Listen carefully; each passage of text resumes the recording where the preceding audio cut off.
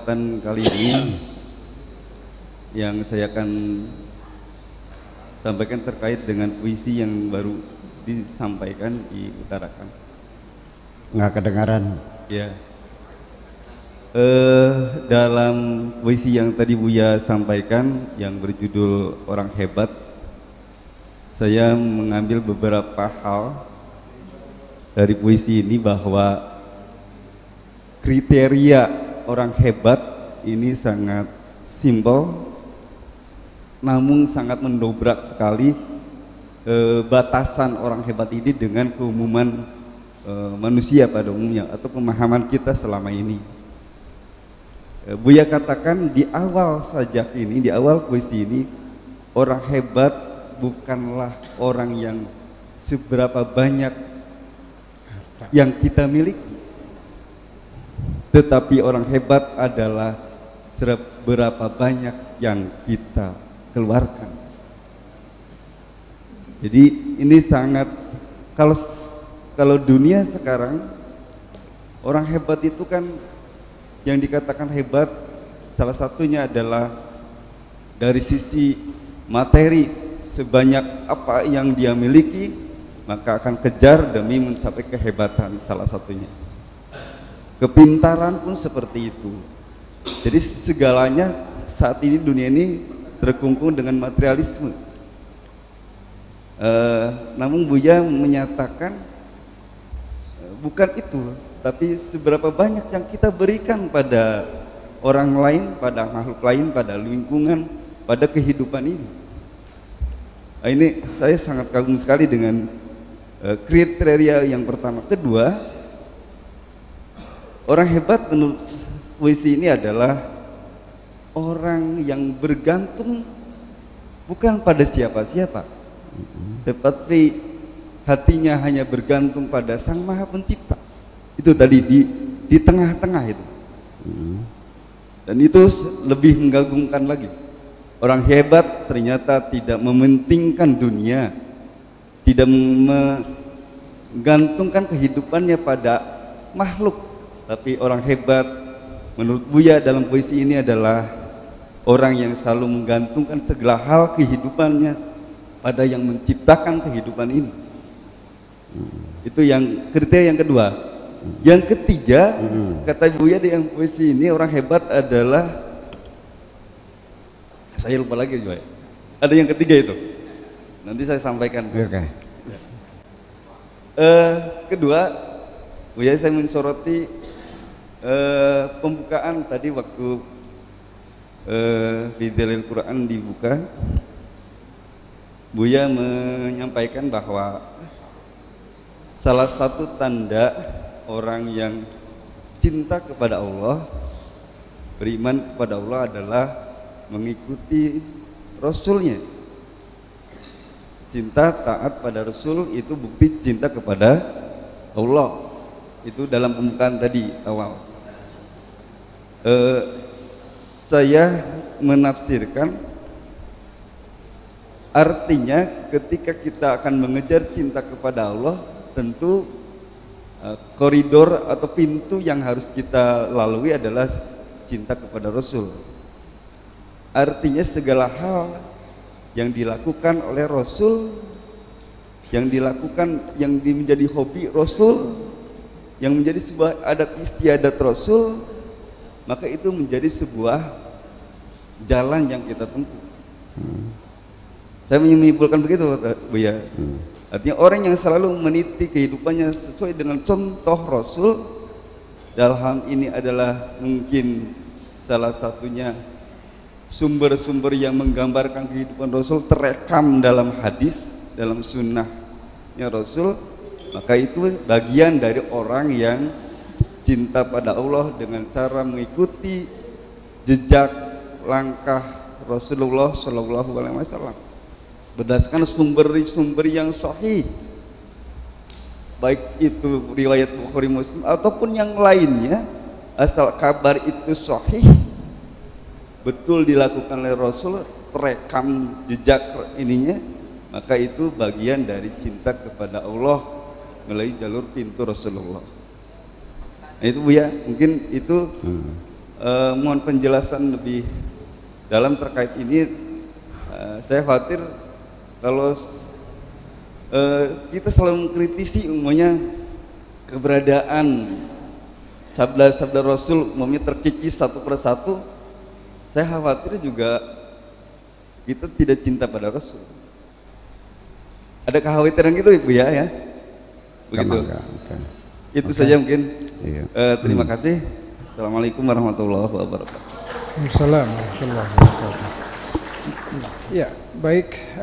Yang pertama adalah tentang apresiasi puisi tadi, bahwa untuk menjadi orang yang hebat itu sebetulnya dalam puisi Buya ini sangat simpel sekali. Iya, bukan karena punya harta banyak kok. Bukan karena harta banyak, tapi berapa banyak yang kau berikan kepada orang. Iya.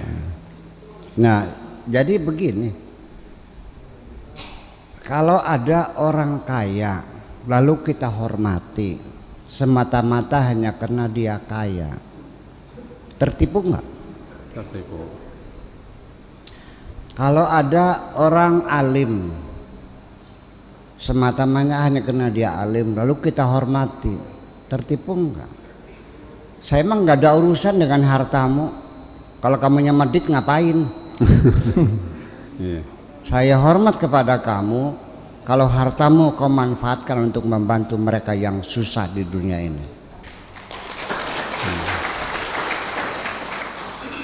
Segudang ilmu yang kau miliki, begipun kau alim alamah, kan, tapi kalau ilmumu tidak digelar kepada masyarakatmu, nggak ada urusan aku harus menghormati kamu.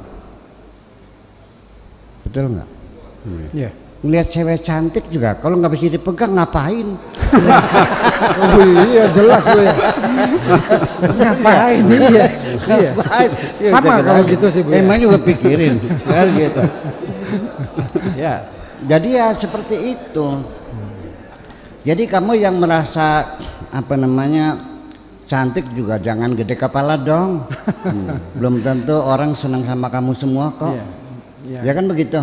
Kamu juga yang kaya jangan berharap penghormatan karena kamu kaya. Tetapi realita di lapangan orang yang tertipu itu banyak. Termasuk kiai yang berceramah di atas mimbar juga mengatakannya begini. Kiai zaman sekarang harus kaya, kalau tidak kaya tidak dihormati. Jadi ketertipuannya ditularkan kepada orang lain. Gitu. Ya saya merasakan masuk restoran pakai mobilnya buruk, mobil Kijang Komando tahun 82 tuh, yang udah bunyi semua kaprak-kaprak semuanya tuh. Ya masuk restoran ya duduk sendiri, ngambil sendiri, bayar sendiri. Begitu saya datangnya ke mobil yang mewah, pintunya dibukakan, kursinya disorongkan, minumannya dianterin. Padahal saya juga bayar juga, dulu juga bayar kok. Iya. Berarti orang itu menghormati apa? Menghormati kaleng kan? Iya. Goblok tapi pinter. Ya, baru orang itu hormat kalau saya ngasih tipnya banyak kan gitu.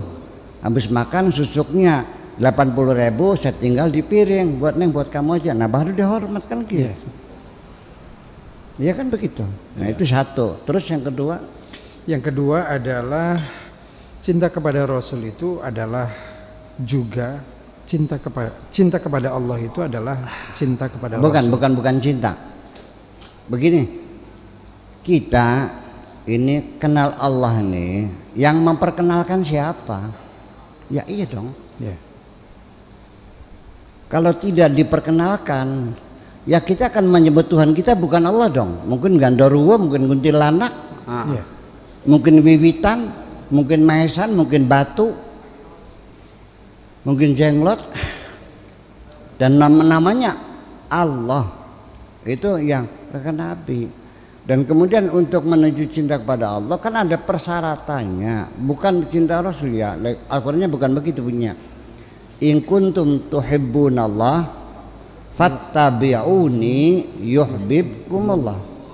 Apabila engkau betul mencintai Allah, ikuti aku.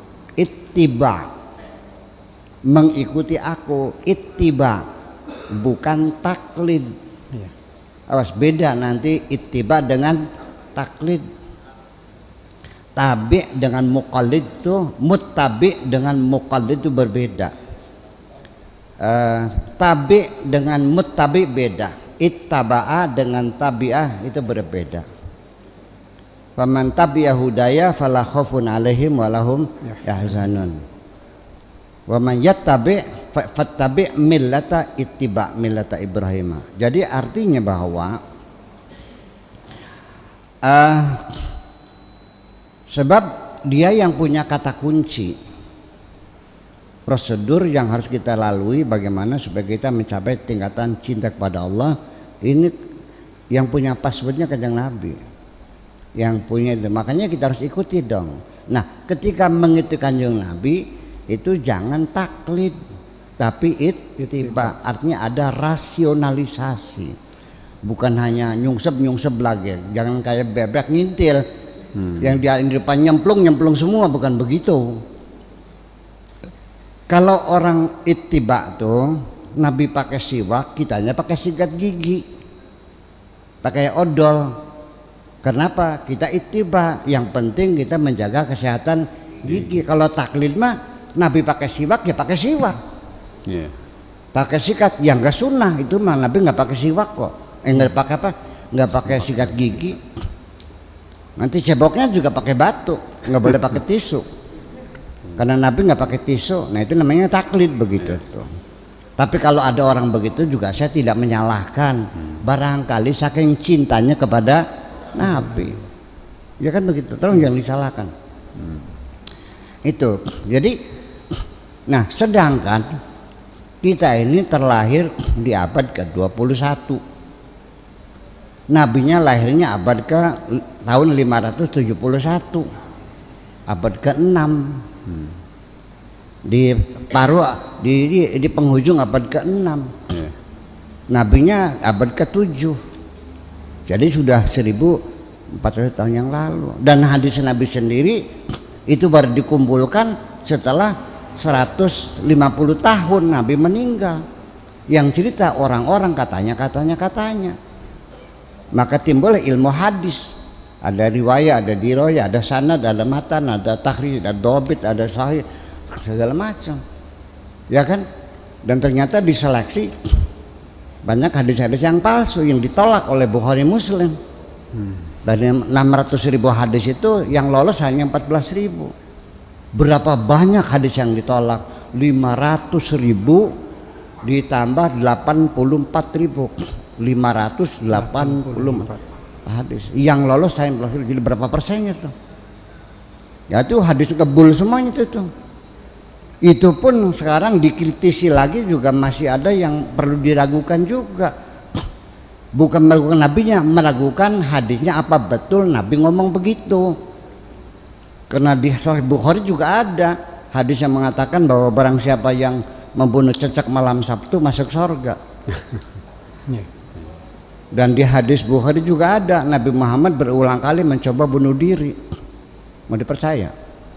Itu persoalan. Ya kan gitu. Jadi makanya perlu rasionalisasi. Kalau hadis-hadis Nabi yang tidak rasional, tolong hormatilah Nabi, ya. Kalau kita tidak punya bukti akan kepalsuan hadis itu, ya sudah kita mauqufkan saja, kita tangguhkan, ya sudah, wallahu a'lam, kan gitu. Kalau hadis dhaif sebaiknya nggak usah dipakai lagi.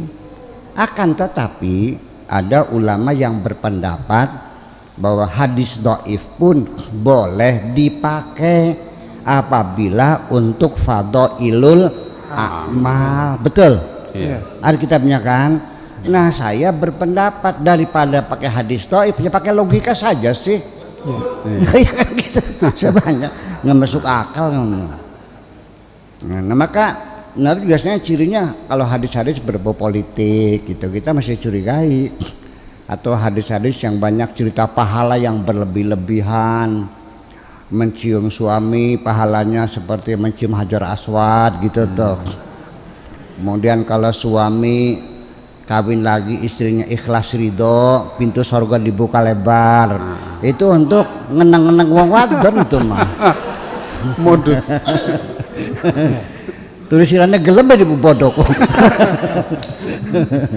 Ya, Ya, dan oke, yang berikutnya ketiga. ini yang ketiga ini mencurigai atau mengkritisi hadis-hadisnya itu justru akan menimbulkan tidak menghormati Kanjeng Nabi, Bu ya.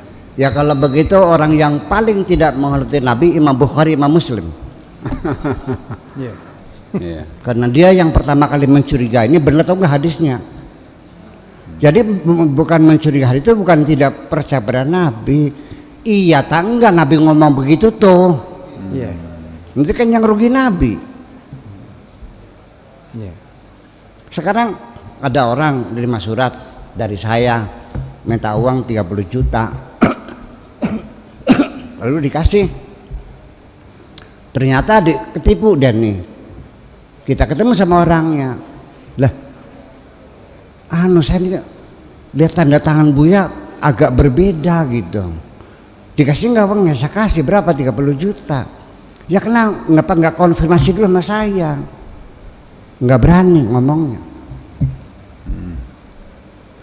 Jadi jangan mengatakan begini, mengkritisi hadis itu, makanya kan hadis itu kan diteliti, dikejar dari siapa, kata siapa, ngomongnya gimana, semuanya dibuktikan sampai akhirnya secara selektif ratusan ribu hadis yang ditolak. Ya. Kalau seandainya itu tidak dikritisi, kita punya hadis mungkin 100 jilid mungkin, dan semuanya dusta semuanya itu. Ya kan? Imam Nasai, Imam siapa lagi?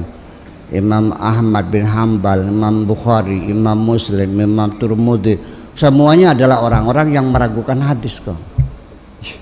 Iya dong. Iya. Sehingga mereka menuntut kebenaran. Iya tangga Nabi ngomong tuh begitu. Jadi mencurigai hadis itu bukan mencurigai, meragukan kerasulannya, bukan. Mencari kebenaran apa betul Nabi ngomong begini atau tidak. Iya. Paham nggak? Iya. Iya. Nah begitu juga apalagi Kanjeng Nabi. Saya sendiri kader kiai kampung, ya menjual nama saya laku kok. Betul enggak? Iya. Coba kalau kamu datang Haji Mustafa bawa surat dari Buya minta uang 5 juta, saya kira dikasih. Ya kan gitu. Ya kan begitu terjadi, dan ini sudah pernah terjadi. Udah pernah terjadi. Yang ketipu banyak. Dan banyak orang mengatakan Buya sudah kasih izin gitu. Padahal saya nggak tahu. Namanya jual nama. Nah, perlu kamu ketahui bahwa hadis ini dikumpulkan setelah 150 tahun kemudian, setelah khilafah Khulafaur Rasyidin meninggal dunia, setelah Daulah Umayyah meninggal dunia, baru setelah pindah ke Baghdad di sana, baru sejarah Islam dibuat oleh Imam Ibnu Hisham atas by order sang raja. Yang artinya untuk membangun justifikasi legalitas kerajaan Daulah Abbasiyah, dibikinlah sejarah oleh Ibnu Hisham itu. Dan sejarah Ibnu Hisham itu juga dikoreksi, adalah seorang calon doktor dalam tesisnya itu di Al-Azhar. Ternyata terbongkar di dalam itu banyak hadis-hadis palsu dan khurafat gitu loh maknanya. Jadi artinya kita jangan menuduh agama-agama lain sudah diselewengkan, distorsi. Di dalam agama kita juga sama. Ada pihak-pihak lain juga yang ngerjain. Ada teori konspirasi itu terjadi di dalam kita juga. Ya kan begitu. Seperti Senuk Hogronya juga kan disuruh pesantren di Mekah 15 tahun sampai hafal Quran. Arabnya hebat, bisa ngarang kitab, namanya Syekh Abdurrahman Al-Holandi. Gitu, itu untuk ngelus-ngelus para ulama di sini supaya jangan berontak sama Belanda. Paham bikin ki? Iya. Jadi jangan terlalu murni memahami agama sepertinya suatu yang mulus dan indah. Ini di dunia kita ini banyak kepentingan, bertarung pergulatan itu sangat hebat sekali. Makanya kedepannya sebaiknya nggak usah saling menyalahkan lah. Tidak elok lah saling menyalahkan tuh, ya udah aja lah. Yuk kita siap berbeda, kan begitu. Kebenaran mutlak hanya di tangan Allah. Apapun yang kita temukan kebenarannya sangat relatif sekali. Itu aja, terima kasih.